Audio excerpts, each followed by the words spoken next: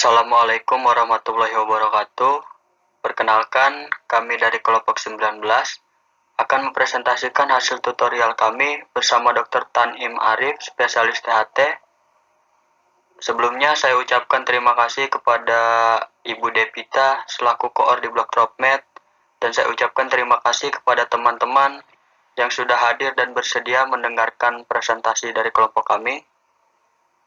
Baik, kita langsung saja masuk ke kasusnya, yaitu kasus 4 yang judulnya Waspadalah. Kasusnya, Ibu O 35 tahun dengan status G3P2A0 dengan usia kehamilan 35 minggu datang ke poli kebidanan di puskesmas untuk ANC karena ada riwayat keluarga kakek dan kakak kandung meninggal karena penyakit liver atau sirosis. Dokter menyarankan pemeriksaan darah lengkap termasuk serologi.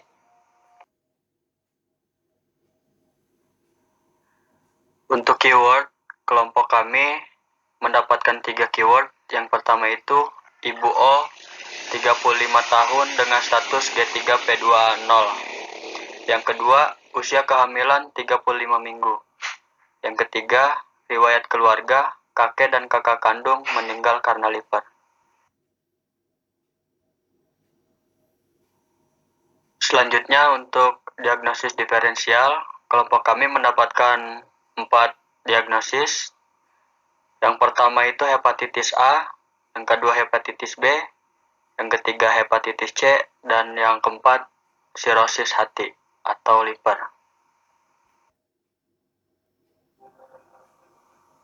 Untuk more info, keadaan umum kompos mentis, vital sign, tekanan darah 120/90 mmHg, nadi 80 kali per menit, respirasi 20 kali per menit, suhu 36,5 derajat Celcius, kepala dan torak dalam batas normal, abdomen tinggi fundus uteri, sesuai masa kehamilan tidak ada organel, ekstremitas normal, kimia darah SGOT 30, SGPT 30, bilirubin total 1,1, urin rutin, bilirubin urin negatif, pemeriksaan serologi HBsAg reaktif positif, pemeriksaan laboratorium Hb leukosit trombosit dalam batas normal, laju endap darah dalam batas normal. Baik dari kasus dan more info yang didapatkan, kelompok kami menyimpulkan bahwa hipotesanya itu Ibu O 35 tahun dengan status G3P2A0 dengan usia kehamilan 35 minggu dengan faktor resiko dikarenakan hepatitis B.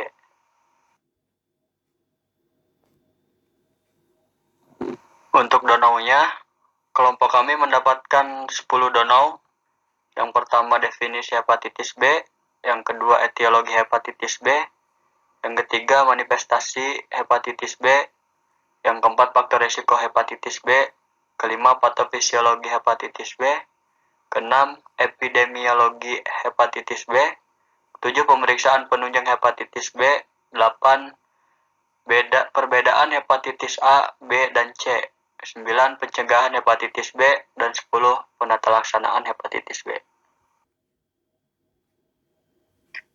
Baik, learning issue yang pertama yaitu definisi hepatitis B. Hepatitis B adalah peradangan organ hati yang disebabkan oleh virus hepatitis B. Virus ini dapat menular melalui hubungan seksual atau penggunaan jarum suntik. Yang kedua, etiologi hepatitis B. Hepatitis B merupakan penyakit inflamasi dan nekrosis dari sel-sel hati yang disebabkan oleh virus hepatitis B. Virus hepatitis B merupakan jenis virus DNA untai ganda, keluarga dari hepadnavirus dengan ukuran sekitar 42 nanometer yang terdiri dari 7 nanometer lapisan luar yang tipis dan 27 nanometer inti di dalamnya. Masa inkubasi virus ini antara 30-180 hari, rata-ratanya itu di sekitar 70 hari. Virus hepatitis B dapat tetap infektif ketika disimpan pada 30-32 derajat Celcius selama paling sedikit 6 bulan dan ketika dibukukan pada suhu minus 15 derajat Celcius dalam 15 tahun. Ini menurut WHO tahun 2002. Yang ketiga, manifestasi hepatitis B. Manifestasi klinis infeksi virus hepatitis B pada pasien hepatitis akut cenderung ringan, kondisi asimptomatis, terbukti dari tingginya angka pengidap tanpa adanya riwayat hepatitis akut. Apabila menimbulkan gejala hepatitis, gejalanya menyerupai hepatitis virus yang lain, tetapi dengan intensitas yang lebih berat. Manifestasi hepatitis B itu ada dua, ada akut dan kronis. Nah, untuk gejala hepatitis B yang akut itu terbagi menjadi 4 tahap. Yang pertama ada fase inkubasi, yang kedua fase prodromal, yang ketiga fase ikterus, dan keempat fase convalescent. Yang pertama fase inkubasi yaitu waktu antara masuknya virus dan timbulnya gejala atau ikterus. Fase inkubasi hepatitis B berkisar antara 15 sampai 180 hari dengan rata-rata 60 sampai 90 hari. Fase prodromal, fase di antara timbulnya keluhan-keluhan pertama dan timbulnya gejala ikterus. Fase ikterus yaitu ikterus muncul setelah 5 sampai 10 hari, tetapi dapat juga muncul bersamaan dengan munculnya gejala. Yang keempat ada fase convalescent atau penumbuhan, yaitu diawali dengan menghilangnya ikterus dan keluhan lain, tetapi hepatomegali dan abnormalitas fungsi hati tetap ada. Selanjutnya, manifestasi hepatitis B kronis. Dikatakan hepatitis B kronis itu bila mana sejak timbul keluhan dan gejala yang dirasakan oleh si pasien itu lebih dari 6 bulan, itu dikatakan dengan penyakit hepatitis B kronis. Nah, untuk gejala hepatitis B kronis itu ada 3 fase. Yang pertama ada fase imunotoleransi, yang kedua ada fase imunoaktif, yang ketiga ada fase residual. Untuk fase imunotoleransi yaitu sistem imun toleran terhadap virus hepatitis B sehingga konsentrasi virusnya itu tinggi di dalam darah, tetapi terjadi peradangan pada hati. Virus hepatitis B berada dalam fase replikatif dengan titer HBsAg yang sangat tinggi. Yang kedua ada fase imunoaktif, yaitu sekitar 30% individu persisten dengan virus hepatitis B. Akibat terjadi replikasi virus yang berkepanjangan, terjadi proses nekroinflamasi yang tampak dari kenaikan konsentrasi ALT. Nah, fase imunoaktif ini menandakan bahwa si pasien sudah mulai kehilangan toleransi imunnya ini terhadap virus hepatitis B. Yang ketiga ada fase residual, yaitu tubuh berusaha menghancurkan virus dan menimbulkan pecahnya sel-sel hati yang terinfeksi virus hepatitis B.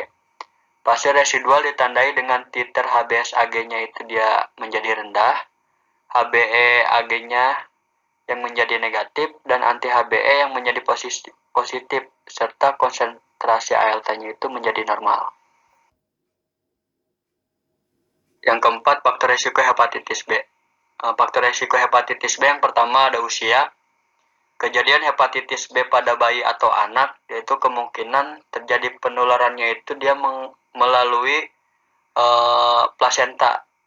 Sedangkan pada remaja atau dewasa bisa terjadi, dia itu bisa melalui seperti riwayat seksual atau penggunaan jarum suntik yang bersamaan dengan si penderita hepatitis B. Yang kedua ada jenis kelamin. Jenis kelamin laki-laki memiliki angka yang lebih tinggi daripada perempuan. Jadi laki-laki lebih sering terkena infeksi hepatitis B. Yang ketiga ada pekerjaan. Jenis pekerjaan beresiko adalah pekerjaan yang sering kontak dengan darah. Yang keempat ada imunitas. Imunitas yang kurang baik itu akan rentan terkena si hepatitis B ini. Yang kelima ada riwayat penyakit. Yang keenam ada pengetahuan. Yang kelima patofisiologi hepatitis B.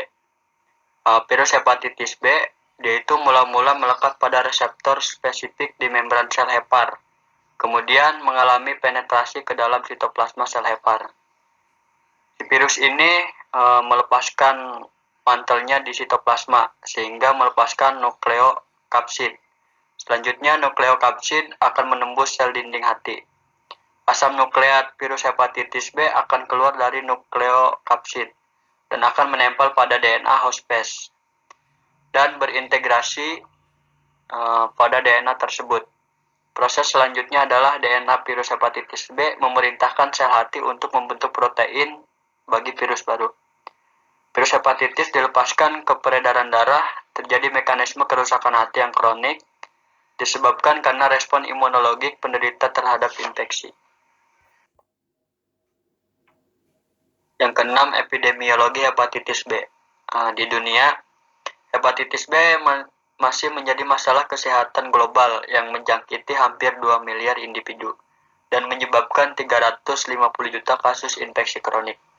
Beban epidemiologi akibat infeksi hepatitis B dibagi menurut prevalensi individu dengan HbSAg yang positif dan ditemukan dalam suatu populasi. Prevalensi tinggi itu lebih dari 8% populasi memiliki antigen HbSAg, sedang itu 2-7% dan rendah kurang dari 2%. Wilayah yang memiliki prevalensi rendah 0,1-2% antara lain di Amerika, Kanada, Eropa Barat, dan Australia. Sedangkan wilayah yang memiliki prevalensi tinggi banyak ditemukan di Asia Tenggara, Tiongkok, Timur Tengah, Haiti, dan Afrika. Walaupun prevalensi infeksi hepatitis B di dunia mengalami penurunan, yaitu pada tahun 1990 itu sebanyak 4,2%, itu turun pada tahun 2005 menjadi 3,7%. Studi global Burden of Disease tahun 2010 menunjukkan peningkatan angka kematian yang berhubungan dengan hepatitis B menjadi 786.000 jiwa. Kanker hati atau sirosis hati merupakan penyebab kematian terbesar dalam kaitannya dengan hepatitis B. Terjadi pada 43% dan 40% dari total kematian. Sedangkan kematian terkait hepatitis B akut mencakup 17% dari penyebab kematian pada infeksi hepatitis B. Selanjutnya, epidemiologi hepatitis B di Indonesia. Dari klarifikasi tingkat prevalensi, Indonesia masuk dalam kategori sedang sampai tinggi untuk prevalensi hepatitis B, di mana prevalensi hepatitis B tertinggi mencapai 12,8% itu di Papua dan terendah mencapai 4% di Jakarta. Infeksi kronik hepatitis B merupakan salah satu penyebab tersering karsinoma hepatoseluler dengan prevalensi 38-52%. Walaupun infeksi hepatitis B merupakan penyebab utama komplikasi penyakit hati kronik di Indonesia, hampir 25% pasien sirosis dan 30% pasien karsinoma hepatoseluler di Indonesia tidak menunjukkan adanya bukti infeksi hepatitis B maupun hepatitis C. Yang ketujuh, pemeriksaan penunjang hepatitis B. Pemeriksaan penunjang itu, yang pertama ada pemeriksaan biokimia. Stadium akut virus hepatitis B ditandai dengan AST dan ALT meningkat lebih dari 10 kali dari nilai normal. Serum bilirubin normal atau hanya meningkat sedikit. Peningkatan alkali fosfatase ALP lebih dari 3 kali dari nilai normal. Dan kadar albumin serta kolesterol dapat mengalami penurunan. Stadium kronik virus hepatitis B ditandai dengan AST dan ALT kembali menurun hingga 2-10 kali dari nilai normal. Dan kadar albumin biasanya itu rendah, tetapi kadar globulinnya itu meningkat. Selanjutnya ada pemeriksaan USG abdomen dilakukan pada pasien HbSAg positif.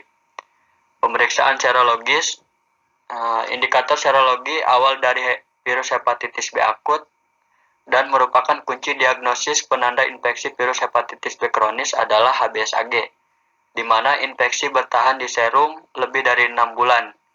Pemeriksaan HbSAg berhubungan dengan selubung permukaan virus, sekitar 5-10% pasien. HbSAg menetap di dalam darah yang menandakan terjadinya hepatitis kronis atau karir. Selanjutnya, pemeriksaan HBsAg. Proses replikasi virus tidak secara langsung bersifat toksik terhadap sel. Terbukti banyak karir virus hepatitis B itu bersifat asimptomatik dan hanya menyebabkan kerusakan hati ringan. Respon imun host terhadap antigen virus merupakan faktor penting terhadap kerusakan hepatoseluler dan proses clearance virus. Makin lengkap respon imun, makin besar clearance virus dan semakin berat kerusakan sel hati.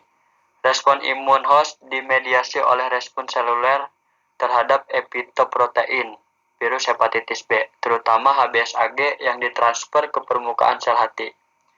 Human Leukocyte Antigen atau HLA, kelas restrict CD8+, sel mengenali fragmen peptida virus hepatitis B setelah mengalami proses intrasel dan dipresentasikan ke permukaan sel hati oleh molekul Mayor Histocompatibility Complex atau MHC kelas 1. Proses berakhirnya dengan penghancuran sel secara langsung oleh limfosit T sitotoksik. Yang kedelapan, perbedaan hepatitis A, B, dan C. Hepatitis A virus, atau bisa disebut HAV, dia itu dari keluarga picornavirus, agennya itu virus RNA tunggal, cara penularan fekal atau oral, bisa lewat makanan, air, sama parenteral. Masa inkubasi 15-45 hari. Pemeriksaan lab, infeksi akut, IgM anti-hepatitis A virus.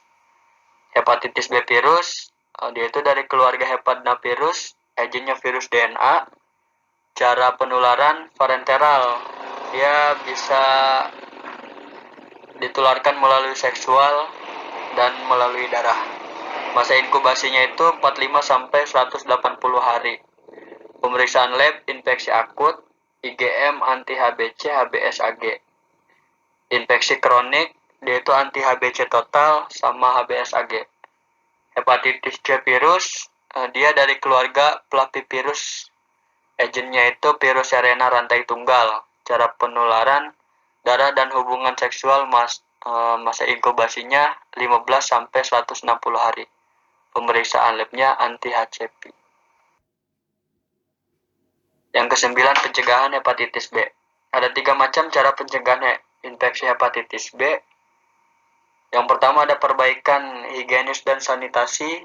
Yang kedua ada pencegahan penularan parenteral. Yang ketiga ada imunisasi. Pencegahan penularan parenteral yang terpenting adalah penapisan HBsAg pada darah pratransfusi, sterilisasi ala kedokteran secara virusidal, dan prinsip penggunaan satu alat steril untuk satu orang pada tindakan parenteral. Pada saat ini telah tersedia vaksin hepatitis B yang imunogenik, baik yang berasal dari plasma maupun yang dibuat dengan rekayasa genetika. Vaksin ini ternyata efektif untuk menimbulkan kekebalan aktif pada individu yang belum kena infeksi virus hepatitis B. Di negara-negara dengan prevalensi rendah infeksi virus hepatitis B sedang sampai tinggi, sasaran utama imunisasi hepatitis B adalah bayi dan anak kecil, sedangkan di daerah prevalensi rendah sasaran utamanya adalah kelompok risiko tinggi.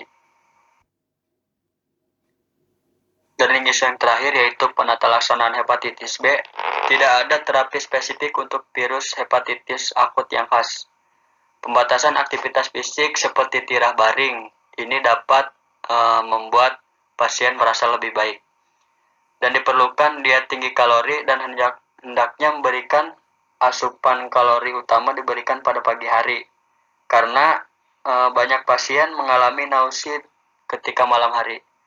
Tujuan utama dari pengobatan hepatitis B kronik adalah untuk mengeliminasi atau menekan secara permanen si virus ini. Pengobatan dapat mengurangi patogenesis atau infektivitas atau mengurangi inflamasi hati, mencegah terjadinya dekompensasi hati, menghilangkan DNA virus hepatitis B,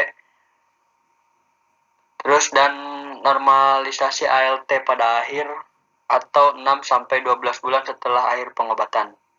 Tujuan jangka panjang adalah mencegah terjadinya hepatitis flare yang dapat menyebabkan dekompensasi hati, perkembangan ke arah sirosis atau HCC atau hepatocellular carcinoma, dan pada akhirnya memperpanjang usia. Tetapi antiviral yang telah terbukti bermanfaat untuk hepatitis B kronis adalah interferon, lapipudin, adefovir dipovoxil, dan entecavir. Baik, itulah presentasi hasil tutorial kami bersama Dr. Tanim Arif, spesialis THT. Kurang lebihnya kami mohon maaf. Jika ada salah-salah kata mohon dimaafkan. Saya akhiri. Assalamualaikum warahmatullahi wabarakatuh.